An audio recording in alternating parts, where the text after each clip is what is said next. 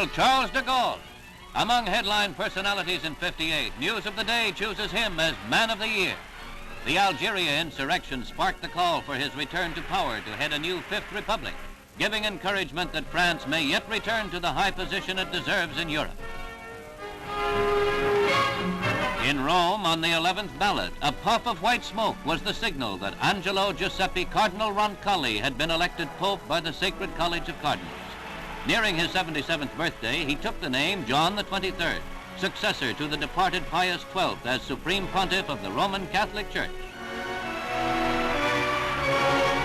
In tiny Monaco, a tiny but welcome addition for Prince Rainier and Princess Grace, a first son superseding his sister Princess Caroline as heir to the throne of Monaco. In Moscow, a tall Texan rode herd on Russia's Tchaikovsky competition. He was young Van Cliburn, who could lasso those piano keys.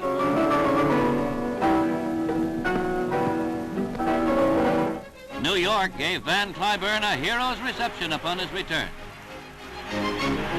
Washington headlines were made by Sherman Adams. In testimony, he insisted he did no wrong in dealings with Boston industrialist Bernard Goldfine. On September 22nd, Adams resigned as presidential assistant. Unrest in the Middle East. The hand of violent death touched the shoulder of King Feisal of Iraq. His uncle, Crown Prince Abdel, likewise was killed. The young monarch's cousin, King Hussein of Jordan, was also threatened by violence from within, provoked from without. That Hussein's pro-Western regime would not fall by revolt as did its ally Iraq became democracy's concern. Or into the Kremlin, where Nasser of the United Arab Republic and Russia's Khrushchev openly showed accord, observers reached for the answer to the Middle East riddle. Should Nasser gain domination, the Soviet, however indirectly, would also be in control. British troops were dispatched to Jordan to help preserve territorial integrity, while American forces hit the beaches of Lebanon, another pawn in the Nasser pressure game. They were to remain from July through October, keeping order without inflicting a single casualty. The Far East, specifically the Formosa Strait, fitted next into Khrushchev's crisis formula.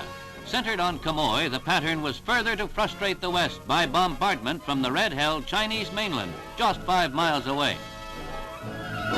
But Chiang Kai Shek of Free China was able to report that Red artillery lobbed 575,000 shells into Quemoy from August to December without denting morale. So West Berlin drew the red wrath. Access routes to the communist encircled city were the key to crisis. They had to be maintained for survival, for freedom. To the world outside, here too was a study in contrasts. West Berlin, which the Soviets sought to convert into a so-called free city, was a shining metropolis, majestic testimony to democracy's gains. Literally across the street in communist East Berlin was the dreary scene Khrushchev wished he could hide. It was Berlin's bigger story, the contrast the Reds couldn't tolerate. In another far-off city, Anchorage, there was celebration, for Alaska had received statehood, the 49th state of the Union. The sovereign territory of the U.S. pushed to the very doorstep of the Soviet Union. A welcome new star was born. Another star-spangled performance by the U.S. submarine Nautilus, which made the first transpolar voyage. Under the polar ice cap cruised the world's first atomic-powered ship. For the unprecedented voyage across the top of the world, in Washington, the Nautilus skipper, William R. Anderson, and his ship were decorated by President Eisenhower. Under the sea and out into space, progress. At Cape Canaveral early in the year, Explorer 1 was launched, the first U.S. Earth satellite. It went from launching pad into orbit in less than 7 minutes. Brief minutes which started the U.S. toward closing the gap between itself and Russia.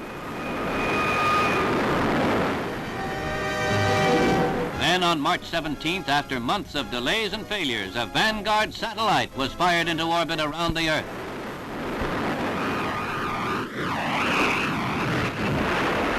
The U.S. put 4 satellites into orbit. Then naturally the time was ripe to reach for the moon. Pioneer was the name and pioneering was the venture, the beginning of the long, long trail of discovery. Only 1/3 of the way to the moon reached now, but again, just the beginning. In December began a newer era, touched off by the powerful Atlas rocket. Man himself would like to rocket into space. But for now, safely on his own planet, man pointed with pride to his achievements. Nation followed nation to Brussels to put before the world a cross-section of progress at a fair which attracted exhibits of 41 countries and myriad tourists from near and far. One of the spectacular events of the century occurred at Brussels in '58. They called it a world balance sheet for a more humane world. That theme could well be carried into 1959. May it sparkle and glow with peace.